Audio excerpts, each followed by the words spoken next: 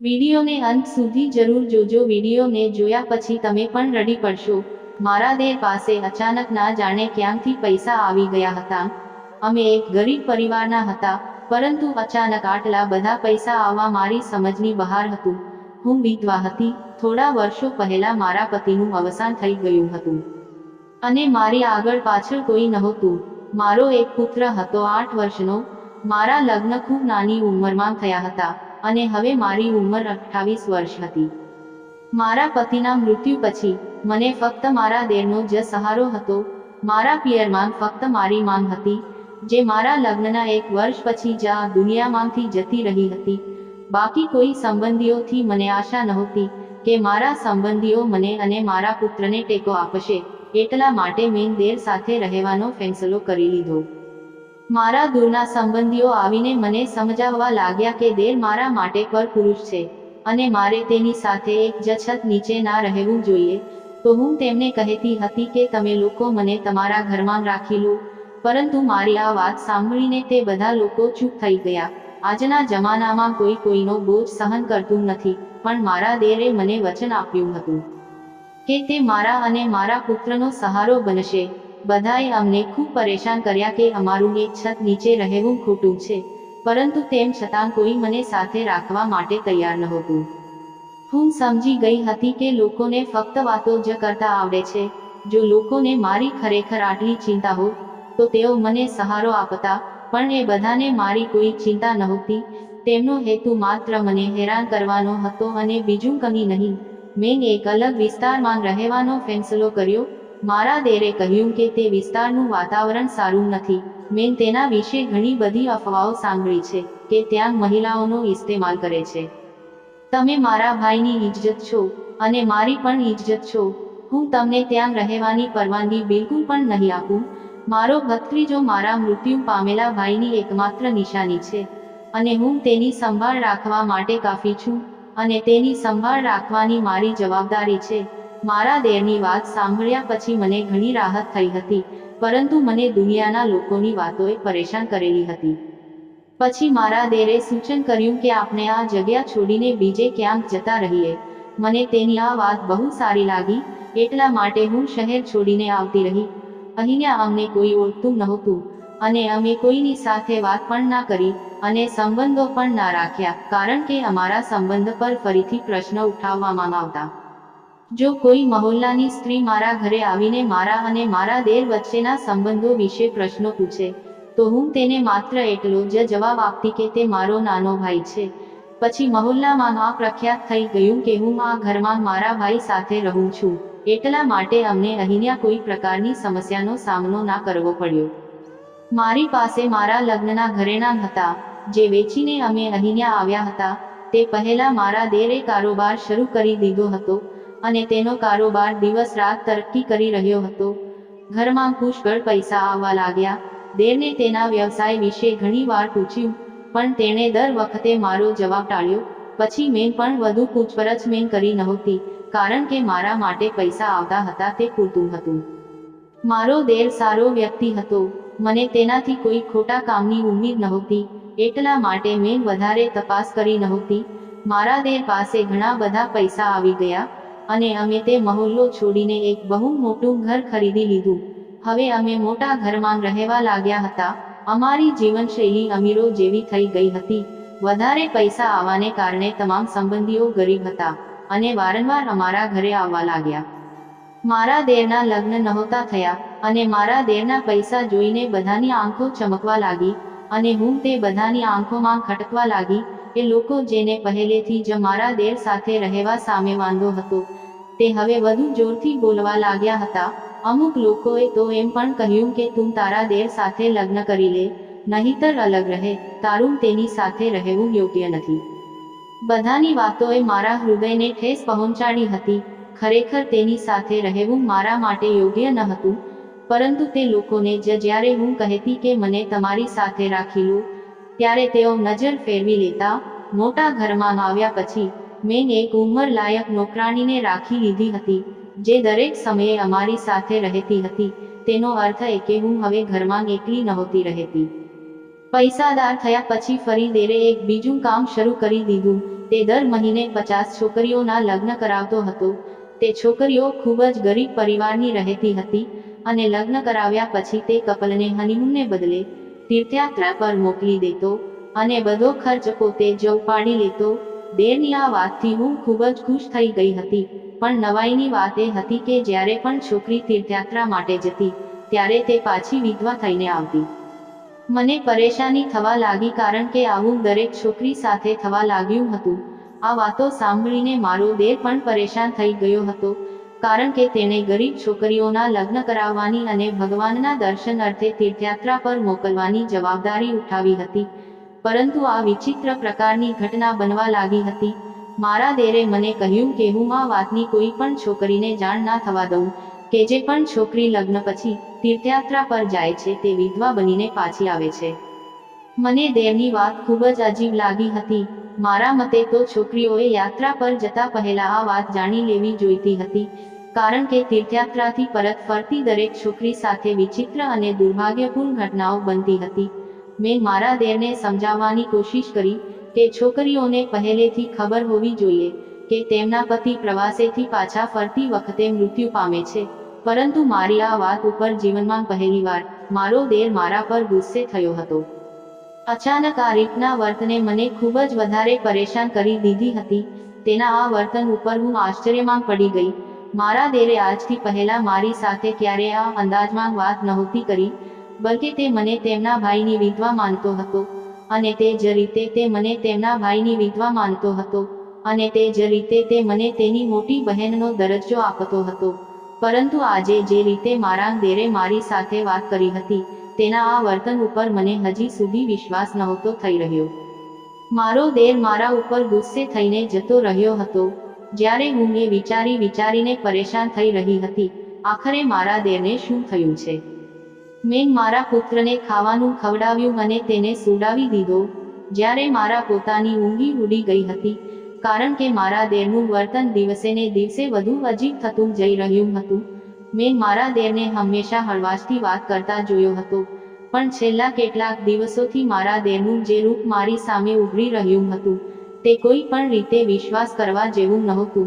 હવે મારો દેર દિવસે ને દિવસે વધુ ખરાબ સ્વભાવનો બનતો જતો હતો. આજે જ્યારે અચાનક એણે મારી સાથે આટલી તોછડાઈથી વાત કરી ત્યારે હું આશ્ચર્યમાં પડી ગઈ. મારો દેર આખી રાત ઘરે ના આવ્યો અને હું તેની રાહ જોતી રહી. ક્યાંક ને ક્યાંક હવે મને આ વાત પર શંકા થવા લાગી કે તે કંઈક ખોટું કરી રહ્યો છે, કારણ કે દરરોજ ઘરમાં આટલા બધા પૈસા આવવા અને હવે જે વાસ્તવિકતા મને ખબર પડી હતી કે છોકરીઓને તીર્થયાત્રામાં મોકલવાની અને તેમના પતિઓનું મૃત્યુ થઈ જવું, આ બધા વિચારો મારા મગજમાં ફરી રહ્યા હતા. કડીઓ જોડીને મને એ વાત ઉપર વિશ્વાસ થવા લાગ્યો કે જરૂર દાળમાં કંઈક કાળું છે. તે રાત્રે તે ઘરે પાછો નહોતો આવ્યો. તે પાછલા 3 દિવસથી ઘરે નહોતો આવ્યો. હવે મને ખૂબ જ પરેશાની થવા લાગી હતી કે આખરે મારો દેર ક્યાં જતો રહ્યો છે, કારણ કે આજ પહેલા ક્યારેય એવું બન્યું ન હતું કે મારો દેર 3 દિવસ સુધી ઘરે પાછો ના આવ્યો હોય. હું આ બાબતે જ વિચારી રહી હતી કે ત્યારે અચાનક જ રૂમનો દરવાજો ખુલ્યો. મેં મારા રૂમમાંથી બહાર આવીને જોયું. મારો 8 વર્ષનો પુત્ર તેની સ્કૂલમાં ગયો હતો. લગભગ દિવસનો સમય હતો. દિવસના આ સમયે મારો દેર ક્યારેય પણ મારા રૂમમાં આવતો ન હતો, પરંતુ આજે આવી હાલતમાં તે મારા રૂમમાં આવ્યો હતો. હું તેને જોઈને આશ્ચર્યચકિત થઈ ગઈ, કારણ કે મારો દેર દારૂના નશામાં હતો. મેં આજ સુધી ક્યારેય મારા દેરને કોઈ ખોટી વસ્તુને હાથ લગાવતા પણ નહોતો જોયો, એટલે આ મારા માટે બહુ મોટો ઝાટકો હતો કે મારો દેર દારૂના નશામાં આવ્યો છે. મારા દેરના પગલાં ડગમગતા હતા અને તે મારી તરફ આગળ વધી રહ્યો હતો. હું હેરાન પરેશાન હતી. હું તેની દરેક હરકતો જોઈ રહી હતી. જ્યારે અચાનક તે મારી નજીક આવ્યો અને આવતાની સાથે જ તે મારા પગમાં પડી ગયો. હું આશ્ચર્યમાં પડી ગઈ કે હવે આને શું થઈ ગયું છે. તેની હાલત ખૂબ જ વધારે ખરાબ હતી. કદાચ તેણે વધારે પડતો દારૂ પીધો હતો. તે જરાય હોશમાં ન હતો. મારા પગમાં પડીને તે અચાનક જ જોરથી રડવા લાગ્યો. હું મૂંઝવણમાં હતી કે તે શા માટે રડી રહ્યો છે, અને તે ત્યાં જ રડતો બેહોશ થઈ ગયો. એટલે કે બપોરના આ સમયે મારા રૂમમાં આવીને તે બેભાન થઈ ગયો, અને જો કોઈએ આ રીતે મારા રૂમમાં જોયું હોત તો કદાચ મારી ઇજ્જત બરબાદ થઈ ગઈ હોત.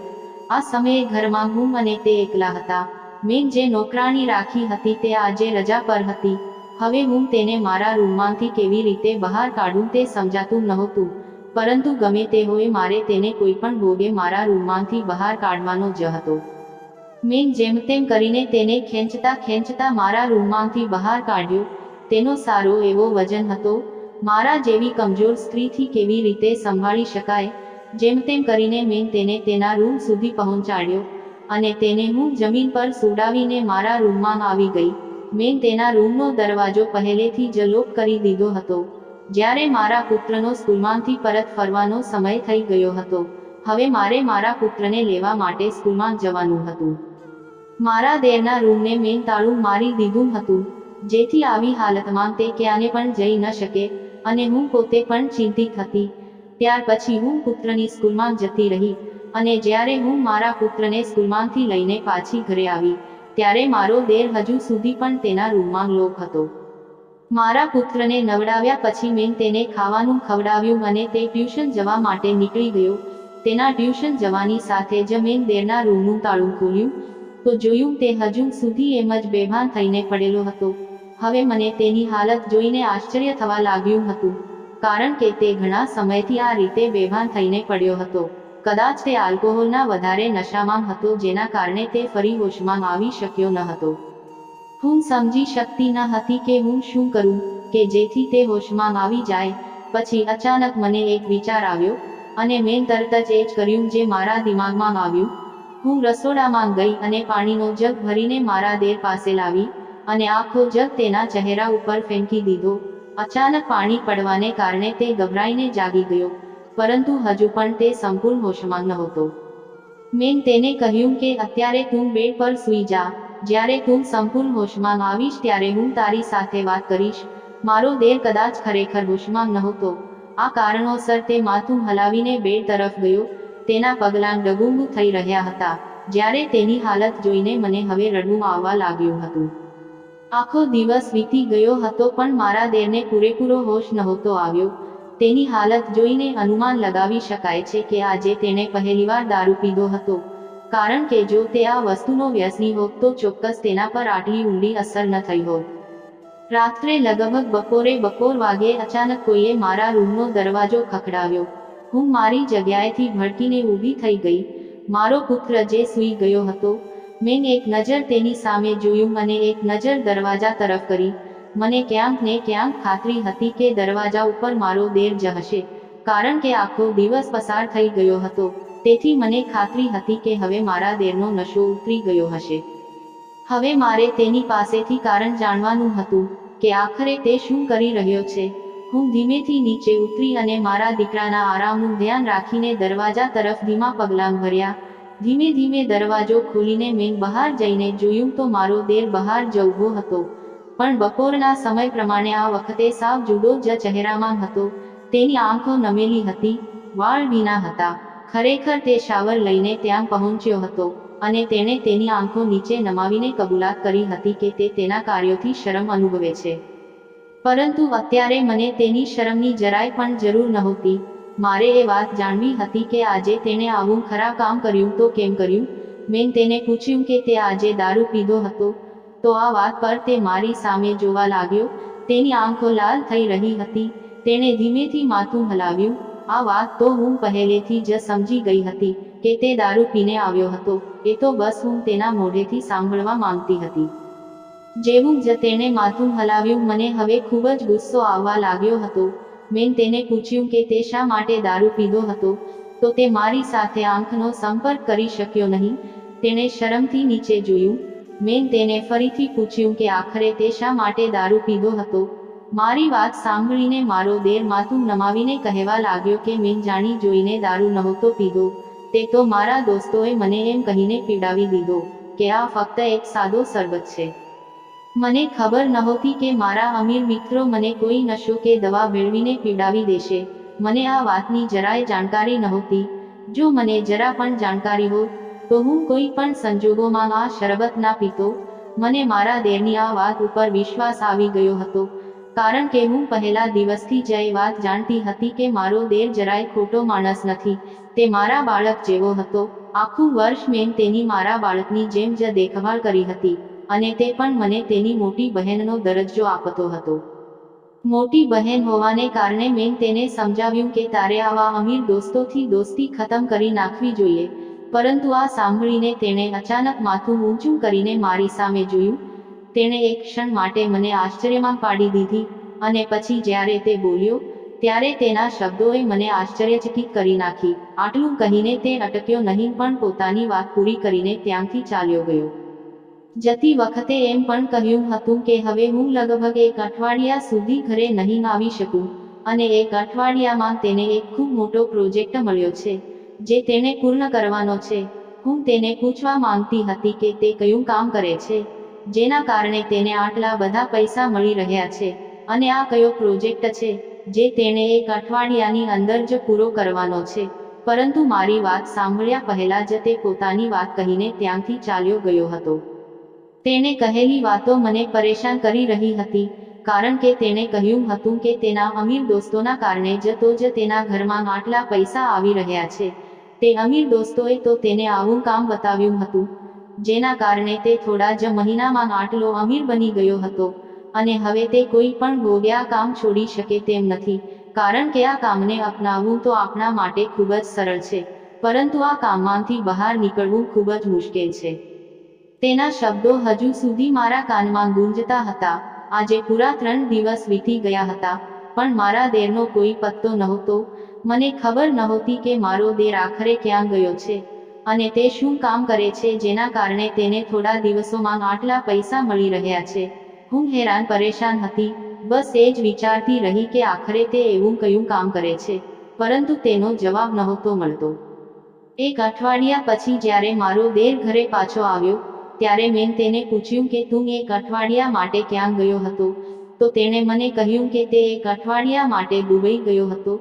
તેની આ વાત સાંભળીને હું ચોંકી ગઈ કારણ કે તેણે મને જણાવ્યું જ નહોતું કે તે શહેરની બહાર જઈ રહ્યો છે અને તેના જીવનમાં પહેલીવાર આવું બન્યું હતું કે તે દેશની બહાર ગયો હતો, કારણ કે આજ પહેલા તો તે દેશમાં રહીને જ કામ કરતો હતો. અવારનવાર તે બીજા શહેરમાં જતો રહેતો હતો અને મને કહેતો હતો કે તે કામ માટે બીજા શહેરમાં જઈ રહ્યો છે, પરંતુ આજે તેણે મને જે વાત જણાવી હતી તેણે મને આશ્ચર્યચકિત કરી દીધી હતી કારણ કે બીજા દેશમાં જવું એટલું સરળ કામ નથી. મને ખબર ન હતી કે મારો દેર 1 અઠવાડિયું દુબઈમાં રહીને આવ્યો છે અને જ્યારે મને ખબર પડી ત્યારે મને તેમની આ વાત સાંભળીને ખરેખર ખૂબ જ આશ્ચર્ય થયું. તો મેં તેને પૂછ્યું કે આખરે 1 અઠવાડિયાથી દુબઈમાં શું કરી રહ્યો હતો. મારી વાત સાંભળીને તેણે એક ખૂબ જ સુંદર સોનાનો હાર મારી સામે રજૂ કર્યો જે જોઈને મારી આંખો ચમકી ગઈ કારણ કે રાત્રિના આ સમયે સુંદર લાઇટના પ્રકાશમાં તે સોનાનો હાર ચમકી રહ્યો હતો. તે હાર જોઈને જ તેની કિંમતનો અંદાજો લગાવી શકાતો હતો. તે ખરેખર ખૂબ જ મોંઘો હાર હતો. જ્યારે મેં મારા દેરને પૂછ્યું કે તેને તે ક્યાંથી લાવ્યો તો તેણે કહ્યું કે દુબઈના શેઠે તેને ભેટ તરીકે આપ્યો છે. તો મને તેની આ વાત ઉપર આશ્ચર્ય થયું. કોઈ કારણ વગર આટલી મોંઘી ભેટ કેમ આપે? મેં તેને કારણ પૂછ્યું તો તેણે કહ્યું કે તમે કેરી ખાઓ, ગોટલીઓ ના ગણો. આ હાર હું તમારા માટે લાવ્યો છું, તો બહેતર છે તે મારા તરફથી ભેટ તરીકે રાખો તો સારું. પરંતુ મેં મારા દેરને સ્પષ્ટ ના પાડી દીધી અને કહ્યું કે જ્યાં સુધી તું મને નહીં જણાવું કે તું શું કામ કરે છે ત્યાં સુધી હું આ હાર નહીં રાખું. જો કે મારી આ ધમકીથી મારો દેર પરેશાન થઈ ગયો અને તે હાર લઈને ત્યાંથી જતો રહ્યો. મારે હવે વાસ્તવિકતા જાણવી હતી કારણ કે આજ પહેલા મારા દેરે ક્યારેય મારો આદેશ ટાળ્યો નહોતો અને આજે તે આ રીતે ત્યાંથી કોઈ જવાબ આપ્યા વગર ચાલ્યો ગયો હતો. ધીમે ધીમે સમય પસાર થઈ રહ્યો હતો અને આખી વાતને 1 વર્ષ વીતી ગયું હતું. હવે મારો દેર અવારનવાર દેશની બહાર જવા લાગ્યો, ક્યારેક દુબઈમાં અને ક્યારેક બીજે ક્યાંક. જ્યારે પણ હું તેની પાસેથી કાંઈ જાણવા માંગતી ત્યારે તે મને કહેતો કે ચિંતા ના કરો, તમને જે જોઈએ તે બધું ઘરે બેઠા બેઠા મળી જશે.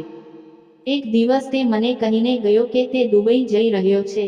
મને કંઈક ને કંઈક ખોટું લાગી રહ્યું હતું, જાણે તે દુબઈ નહીં પણ બીજે ક્યાંક જઈ રહ્યો છે. આ જ કારણસર મેં તેને જીદ કરી કે હું પણ તો વિધવા છું, તો મને પણ તીર્થયાત્રા પર મોકલી દે. પહેલા તો તે મારી વાત સાંભળીને આશ્ચર્યમાં પડી ગયો, પણ પછી તે મારી વાત ઉપર માથું હલાવવા લાગ્યો અને બીજા જ દિવસે તેણે મને કહ્યું હતું કે તે હજુ થોડા દિવસ દુબઈમાં રહેવાનો છે અને પાછો આવીને તે મને બધું જ જણાવી દેશે કે આખરે આ બધું શું છે।